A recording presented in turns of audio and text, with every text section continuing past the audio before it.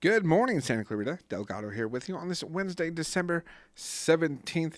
And I'm not alone. I'm here with Menji. He is back, but also special guest, the author of The Magic of Love book, which we're going to talk about, Alyssa Janney. Welcome. Hi, thanks for having me. And thank you for staying with us through our review Yeah, of I'm the... sorry about that. I didn't realize how traumatizing my song presentation was going to be.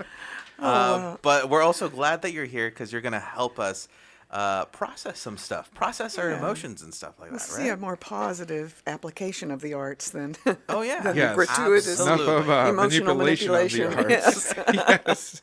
But again, we're here to talk about The Magic of Love book, which you wrote, and we have a copy here, and I was looking at it. It is very well illustrated, but it also has a good story behind it, and a Thanks. teaching tool, as you mentioned, for the arts to teach the young and youth and our children about dementia and all of the ongoings there, because it's kind of a sort of a taboo subject. We were talking about it during the break before we went on here, Yeah.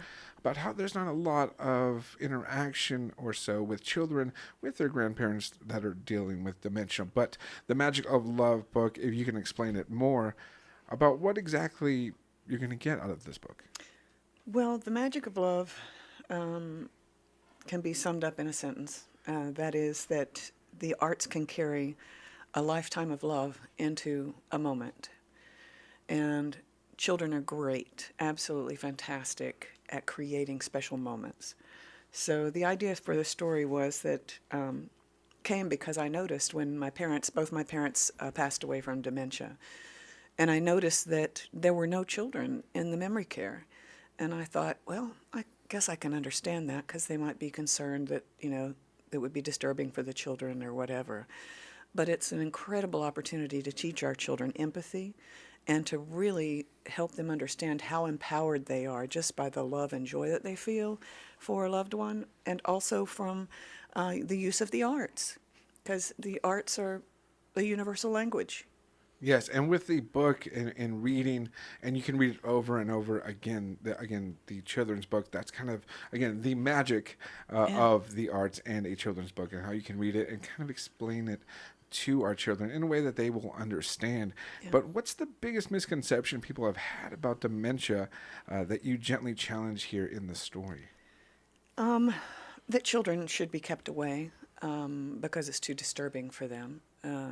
Lily, the main character in the book, is a little girl, and she hasn't seen. She's very close with her grandmother, and she hasn't seen her in a while. And she finds out from her mother on the way to see grandma that she has been diagnosed with dementia.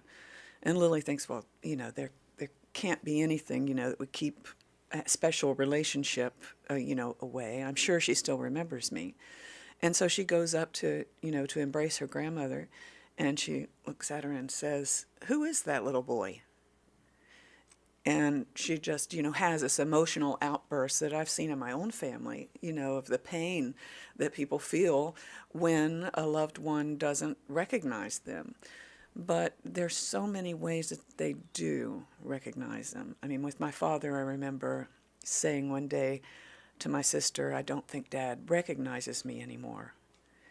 And That's a hard statement. That's a really hard statement to try to yeah, process that. yeah, I've had that in my own family yeah, later in life. Not as a kid, but where there's my great aunt right there, yeah, and all of a sudden she looks at me and she doesn't recognize me, and the hard part to process is, well, does that mean that I'm the only one that has those memories with her now?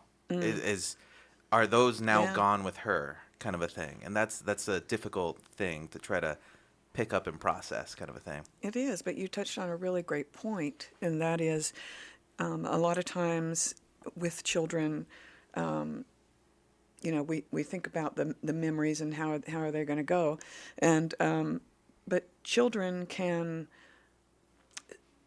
help people recall those memories, and I think we just don't realize it. So because the arts, as I mentioned, are a universal language, so you don't have to when you lose the ability to have coherent speech, you don't, with music, say, you don't need to know you don't need to know another language in Yeah, order to appreciate the music from the artist that spoke another language. Right.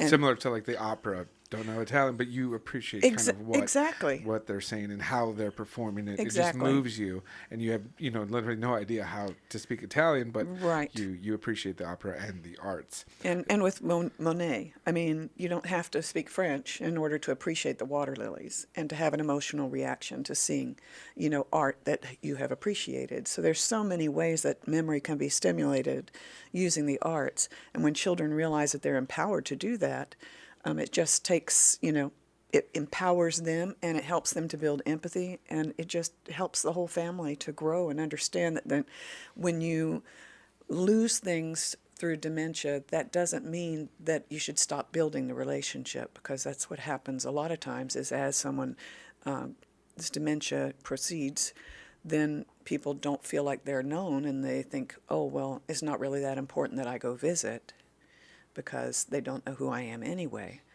But the little girl realizes that she still remembers who her grandmother was.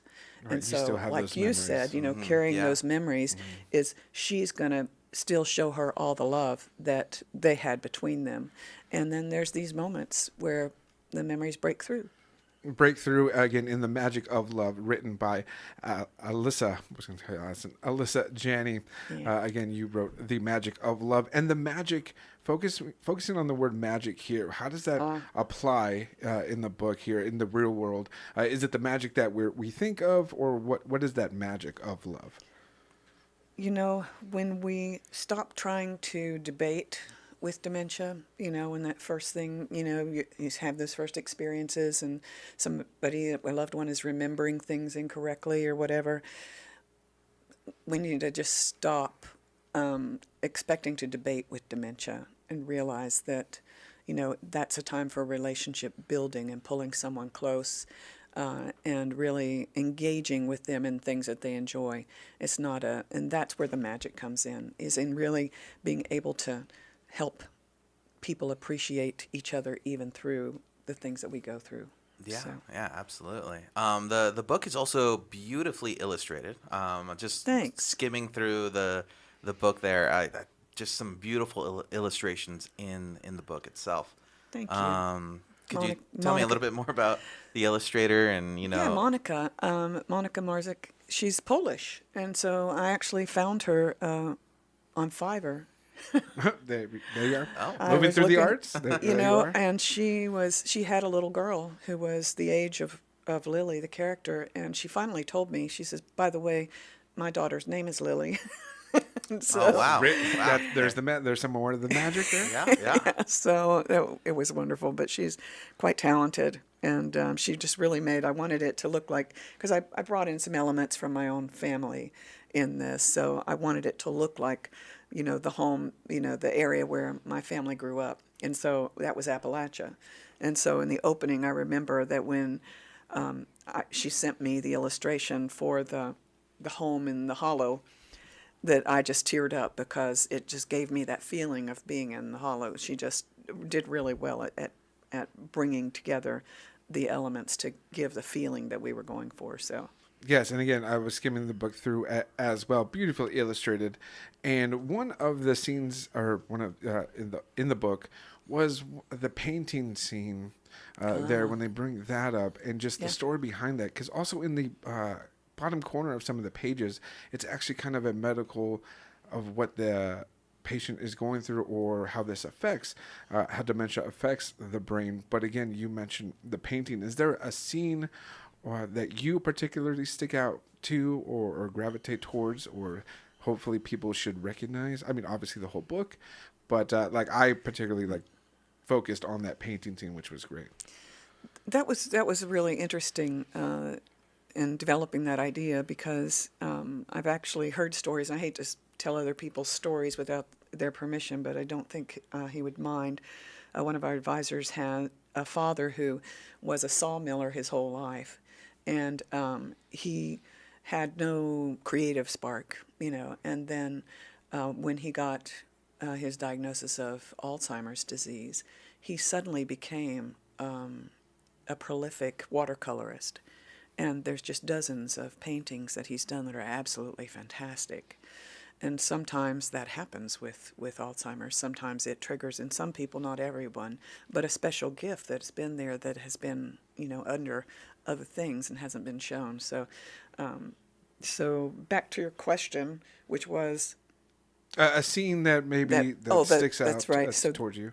So that one sticks out to me because it reminded me of what I learned about his father and the gifts that he had. And what we were trying to convey there was the idea that, you can communicate in other ways. You don't have to, have language to communicate. Sometimes that goes, with dementia.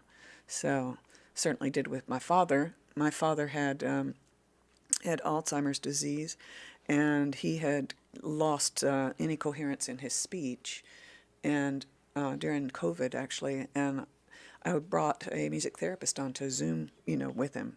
And so the music therapist would go through music that I had let her know was music that he liked to sing. And so he couldn't sing the words anymore, but she would have him sing the notes. And so at first he showed no sign whatsoever that he was aware of the circumstances. His eyes were darting everywhere, and I thought, no, he may be too advanced to be able to enjoy this.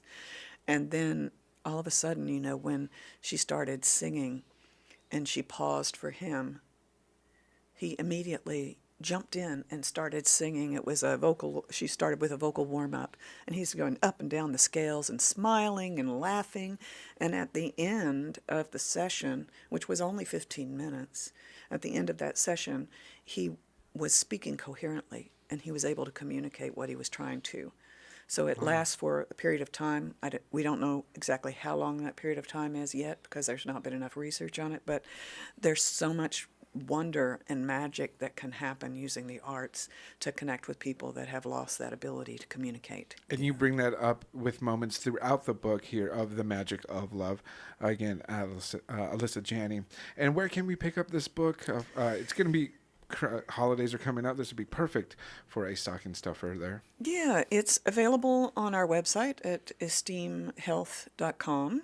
That's ESTEAM health.com, or it's available on Amazon and several other retailers. But they're all listed on our website. Oh, great. Well, thank you for coming in, and you're going to be on the show on the senior hour later this afternoon. I'm looking forward to it. So please tune into that. That's going to be starting at noon to 1. You'll be on the entire hour, again, talking more about the magic of love and an event you have coming up later on. In early next month, early next year. Well, thank you for coming on in. And the website, once again, for them to learn more. It's Esteem Health. That's ESTEAM health.com. Great. Well, thank you for coming on in, and we'll talk to you soon. Thanks so much. Well, good morning, Santa Clarita. Delgado here with you. If you caught the tail end of that interview, you can catch it in its entirety by heading on over to youtube.com or facebook.com/KHTS Radio. This is KHTS FM 98.1 and AM 1220 and hometownstation.com. 98.